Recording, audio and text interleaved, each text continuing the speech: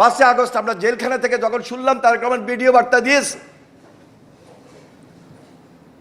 তখন আমাদের মনটা বড় হয়ে গিয়েছে। তারেক রহমান তার নিজস্ব চিন্তা চেতনা সেগুলো শো না করতে পারে, তার নামে অনেক অপপ্রচার করেছে।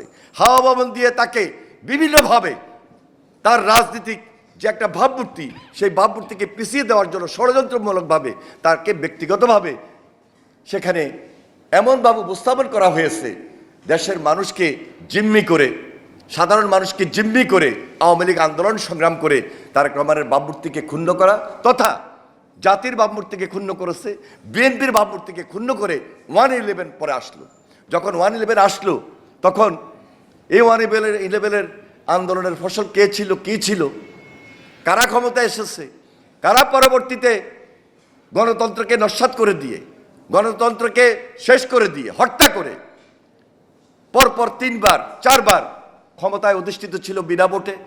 2014, 2018, 2024 কেন ছিল? কি কারণে ছিল? লুটপাটের জন্য ছিল, দুঃশাসনের জন্য ছিল, দুর্নীতির জন্য ছিল। হাজার হাজার লক্ষ লক্ষ কোটি কোটি টাকা বাংলাদেশ থেকে পাচার হয়ে গেছে। এই তো বাংলাদেশ। সেই বাংলাদেশ আজকে জুলাই আন্দোলন, আমরা 17 বছর ত্যাগ স্বীকার করছি, গুমের শিকার হয়েছে, খুনের শিকার হয়েছে আমাদের নেতাকর্মী, আমাদের পাশ থেকে সরে গিয়েছে, পাশ থেকে চলে গিয়েছে। আমিও গুম হইতে পারতাম, আমিও মৃত্যুবরণ করতে পারতাম, আমার মতো হাজার হাজার নেতাকর্মী হয়তো জীবিত আছে, কিন্তু হাজার হাজার নেতাকর্মী গুম শিকার হয়েছে, খুনের শিকার হয়েছে। সর্বশেষ জুলাই আন্দোলন পর্যন্ত হেলিকপ্টার থেকে কিভাবে ছাত্রদেরকে হত্যা করলো, শিশু হত্যা করলো, নারী হত্যা করলো, মানুষ হত্যা করলো। দেখান বাংলাদেশের রাজনীতিতে বিএনপি ওই অপরাজনীতি করে নাই, ওই ফ্যাসিস্ট ভূমিকা বিএনপি কখনো ছিল না। ছিল না বলেই আজকে বাংলাদেশের মানুষের কাছে আস্থার জায়গা, ভরসার জায়গা তারেক রহমানের কথাই বলেন, খালেদা জিয়ার সম্মানের জায়গা বলেন, খালেদা জিয়ার আপসীনতা বলেন, তারেক রহমানের ভাবমূর্তি বলেন, তারেক রহমানের ভিডিও বার্তা দেখেন। 5 আগস্টের পর জেলখানায় ছিলাম। 5 আগস্ট, 6 আগস্ট জেল থেকে বের হয়েছি। 5 আগস্ট আমরা জেলখানা থেকে যখন শুনলাম তারেক রহমান ভিডিও বার্তা দিয়েছে, তখন আমাদের মনটা বড় হয়ে গিয়েছে। সারা বাংলাদেশের মানুষ তার সেই ভিডিও বার্তা শুনে আশ্বস্ত হয়েছে যে দেশে একটা শান্তির প্রেক্ষাপট, শান্তির দিকে যাবে, শান্তি তৈরি হবে।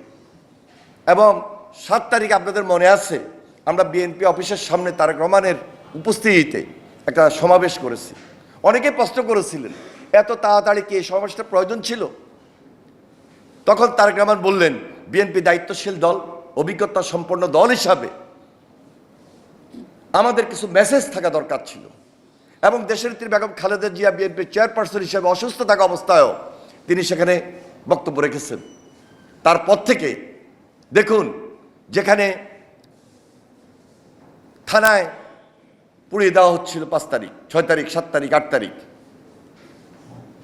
পুলিশের প্রতি মানুষের যে ঘৃণা ছিল, পুলিশের উপর হামলা ছিল, আওয়ামী লীগের নেতাকর্মী অনেক জায়গায় আক্রান্ত হলো।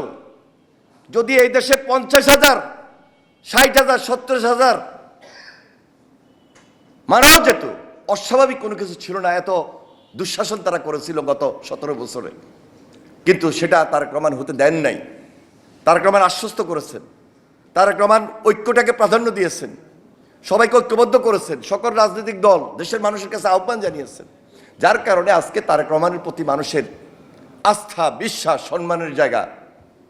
সেখান থেকেই আমরা তারেক রহমানের উপর ভরসা করি, ভর করি যে আগামী দিনে তারেক রহমানের নেতৃত্বে আমরা এই দেশে একটা জনগণের সরকার প্রতিষ্ঠিত করতে সক্ষম হব ইনশাআল্লাহ।